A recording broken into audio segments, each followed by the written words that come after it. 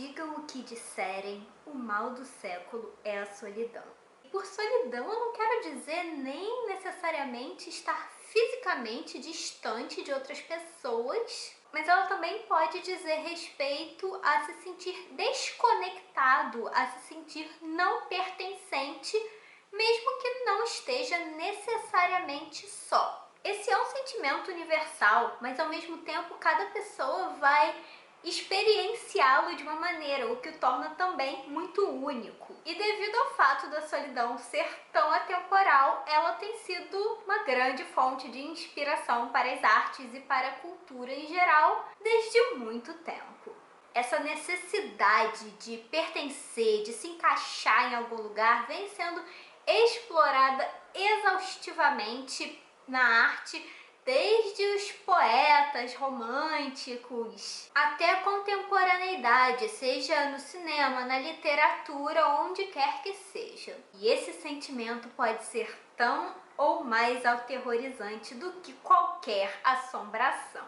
Então, nesse Halloween, a gente vai falar o quê? A gente vai falar, sim, de solidão. Eu resolvi listar 3 histórias meio sombrias, meio macabras, que tem tudo a ver com esse clima de Halloween e que vão trazer personagens solitários, que são considerados esquisitos, que não se encontram muito bem, não se encaixam muito bem no mundo em que eles estão inseridos.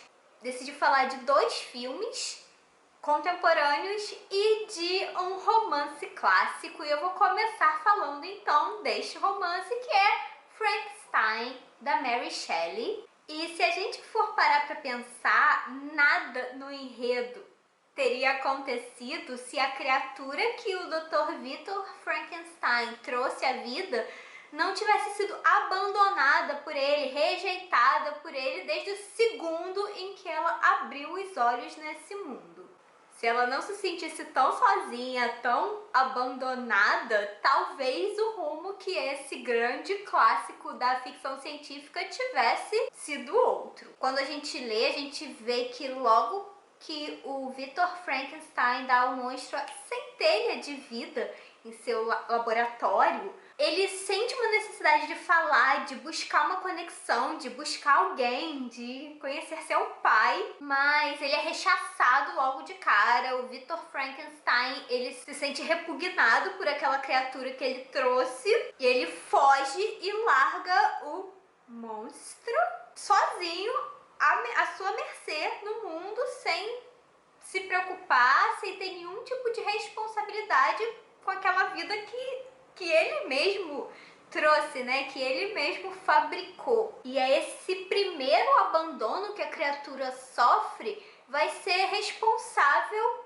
por aquilo que ele se tornou no final das contas. E ele até vai tentar uma vez ou outra se aproximar de outros humanos e toda vez ele vai ser enxotado, ele vai ser rechaçado, até ele aprender de uma vez por todas que o humano é treta, que o melhor a fazer é se afastar e, quiçá, se vingar. E com essas agressões e essas rejeições que ele vai sofrendo ao longo da vida, ele acaba aprendendo que uma pessoa como ele, né, que uma criatura como ele, que não se encaixa, que não é bem-vinda, está fadada ao abandono, está condenada ao fardo de ficar só pelo resto da sua vida. E aí fica o questionamento: quem é mesmo o monstro nessa história, hein? Talvez se o Victor Frankenstein tivesse tido um pouquinho mais de responsabilidade com a criatura a qual ele deu vida, tivesse tratado com mais respeito, com mais dignidade, muitas tragédias pudessem ter sido evitadas. Frankenstein é o tipo da obra que já foi adaptada tantas vezes, já ganhou tantas releituras que já se fixou no imaginário das pessoas, mas eu realmente indico que seja lido o romance, por mais que nem sempre seja uma leitura fácil, porque é um romance romântico, então é tudo muito exagerado, tudo muito dramático. Então, assim, eu li 2 vezes e nenhuma das 2 vezes foi uma leitura muito fácil de se atravessar, mas eu acho muito interessante porque o romance mostra bem esse conflito, essa coisa da solidão, mostra bem esse lado humano da criatura. Então eu recomendo muito a leitura para quem gosta dessas temáticas. E aí uma outra obra que também vai girar em torno desse tema de criaturas estranhas e solitárias é o filme A Forma d'Água, que foi inclusive vencedor da categoria de melhor filme do Oscar 2018. Esse filme então vai contar a história dessa criatura que é meio humana, meio aquática. Ele é retirado da água e ele é feito prisioneiro pelo serviço secreto estadunidense, isso na época da Guerra Fria. E enquanto ele está sendo ali mantido em cativeiro, meio para ser estudado, talvez usado como arma, ele acaba conhecendo a Elisa, que é a moça que trabalha na limpeza ali da sede do prédio onde ele está. E ela não é capaz de falar, assim como ele, então os dois acabam sentindo uma conexão imediata, porque eles já têm essa afinidade, essa coisa em comum, e eles começam a buscar alternativas para poderem se comunicar sem usar a fala. E os dois meio que se sentem peixes fora d'água, com o perdão do trocadilho. Eles sentem de alguma forma que eles não pertencem àquele mundo, e isso acaba gerando um laço, uma conexão muito forte entre eles, e daí vai nascer uma bela história de amor. A Elisa e a criatura híbrida, eles têm trajetórias, histórias de vida muito diferentes, eles são de espécies diferentes, mas de alguma maneira os dois experienciaram as mesmas coisas, né, durante as vidas, essa coisa de rejeição, maus tratos e principalmente solidão. Os dois são criaturas extremamente solitárias e que partilham desse sentimento de não pertencer, de ser um outsider. E é justamente esse laço que os une, que os fortalece, que dá a eles a força necessária para enfrentar esse mundo que é tão hostil para eles. Então, no fim das contas, essa história acaba sendo uma espécie de conto de fadas meio sombrio sobre alteridade, sobre empatia e sobre solidão. Eu acho que é uma ótima pedida para assistir na noite de Halloween. Por fim, eu queria muito indicar um filme que ele é pouco comentado, ele é meio subestimado, mas eu gosto demais, que é o Border, de 2019. Ele é adaptado de um conto do mesmo autor de Deixe Ela Entrar, que eu vou deixar aqui na tela, eu não vou me atrever a pronunciar o nome dele. Border é aquele tipo de filme que é muito difícil de classificar, porque ele meio que engloba vários gêneros. Ele é fantasia, mas ele também é horror, também é thriller, é realismo mágico. A única coisa que a gente pode afirmar com certeza sobre Border é que ele trata de outsiders que não se encaixam de maneira nenhuma, que são extremamente solitários e tentam de alguma forma encontrar seu lugarzinho no mundo. Então a gente vai ter a nossa personagem principal, que é a Tina. Tina é uma guarda de fronteira e ela tem uma característica muito peculiar que acaba sendo muito útil no trabalho dela, que ela consegue literalmente farejar sentimentos e emoções humanas. Então ela consegue sentir cheiro de culpa, de medo, e isso tudo é muito útil quando você é uma guarda de fronteira. Então ela é muito respeitada no trabalho, mas ao mesmo tempo ela é tipo aquela esquisitona que ninguém quer se aproximar muito. Que além dela ter essa característica meio estranha, a Tina também tem uma aparência muito peculiar, ela tem uns traços meio animalescos. Então ela acaba sendo um pouco a esquisita do rolê.